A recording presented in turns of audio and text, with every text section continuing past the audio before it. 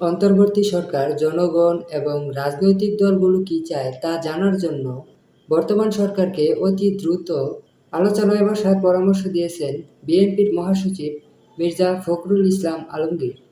বুধবার দুপুরে রাজধানীর গুলশানে দলের চেয়ারপারসনের কার্যালয়ে এক সম্মেলনে তিনি একথা জানান। অন্তর্বর্তী সরকারের মধ্যে কোনো বিরাজনৈতিক কর্মকাণ্ড দেখতে পাচ্ছেন কিনা এমন প্রশ্নের জবাবে ফখরুল বলেন, বর্তমান সরকারের মধ্যে বিরাজনীতিকরণের কোনো লক্ষণ দেখছি না।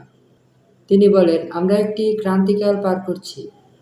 অন্তর্বর্তী সরকারকে সহযোগিতা করে একটি স্থিতিশীল পরিস্থিতি আনতে হবে। কারণ অন্তর্বর্তী সরকারের অন্যতম লক্ষ্য হল নির্বাচনের পরিবেশ তৈরি করা। সরকারকে সহযোগিতা না করলে সেটা হবে না। তিনি আরও বলেন, মনে রাখতে হবে, গণতান্ত্রিক দেশে নির্বাচিত প্রতিনিধি ছাড়া পরিবর্তন হয় না। এই সরকারকে আমরা যৌক্তিক সময় দিতে চাই। তিনি আরও বলেন, আজকে ছাত্র জনতা বিপ্লবের নস্যাতের চক্রান্ত চলছে। এমনকি বিএনপির বিরুদ্ধেও ফের পরিকল্পিতভাবে চক্রান্ত চলছে। অথচ গত 15 বছরে বিএনপির প্রত্যেক পর্যায়ের নেতাকর্মীরা তীব্র নির্যাতনের শিকার হয়েছে।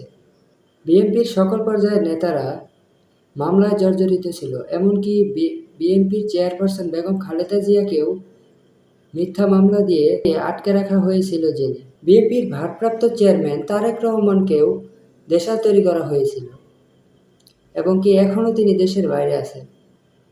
তিনি আরও বলেন, বিএনপির এমন কোনো নেতা নেই যাদের নামে মামলা দেওয়া হয়নি। জামায়াত শিবিরের নিষেধাজ্ঞা প্রত্যাহারে তিনি বলেন, আমরা কোনো রাজনৈতিক দল নিষিদ্ধের পক্ষে নই।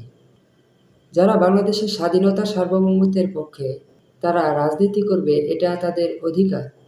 আমরা বিএনপির সকল নেতাকর্মীরা দীর্ঘ 15 বছর নির্যাতনের শিকার হয়েছি। এসব কথা ব্যক্ত করেন বিএনপির মহাসচিব মির্জা ফখরুল ইসলাম আলমগীর।